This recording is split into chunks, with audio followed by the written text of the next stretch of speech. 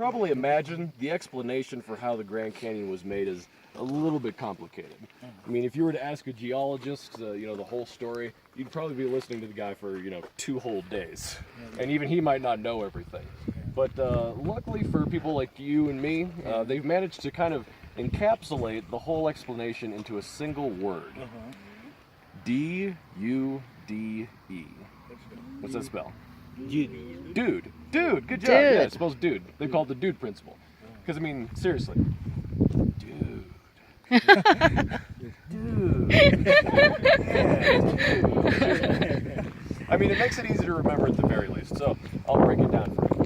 Now, the first D of the dude principle is deposition. So deposition is how we get all these different rock layers out here, all nice and neatly stacked up, kind of like pancakes. There's 28 geologically distinct layers of rock here at the Grand Canyon, the first and oldest of which is down there at the very bottom. So you see where the canyon kind of slopes in, and then it just dives down really far. So that really dark rock down there, that's called Vishnu schist. It's a very hard, very old kind of metamorphic rock, and it forms the basement of every continent on Earth.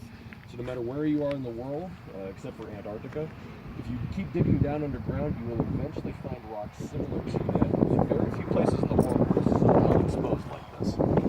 Now, that formed, they estimate, right around 1.8 billion years ago. Wow. Billion with a B, so it is extraordinarily old rock.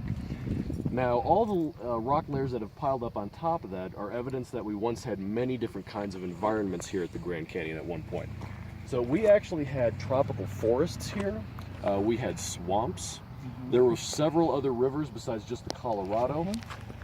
We had 8 different oceans that actually came through here. 8. Yeah. And we even had a desert that was bigger than the Sahara Desert. And actually, if you look, so you see that guy way out there, the really pointy top? Yeah. Now, if you look just below the point on there, you see that big white section? Yes. So that's called the Coconino sandstone layer. You can actually see it on most of the way around the canyon. So that's the remnants of that desert, the one that's bigger than the Sahara, that just, you know, pressed down really, really tight. So after all these guys were done piling up, right around 70 million years ago, we get an event called the uplift, which is the U of the dude principle. So what happened was the Pacific plate, it actually came and it slid underneath the North American plate, and then it pushed it up 3 different times over the course of history. The amount of land it pushed up, and I apologize I don't have the metric conversion for this, but it was about 130,000 square miles. To put that in perspective, it actually takes up a whole third of Arizona, Utah, Colorado, and New Mexico to this day. It's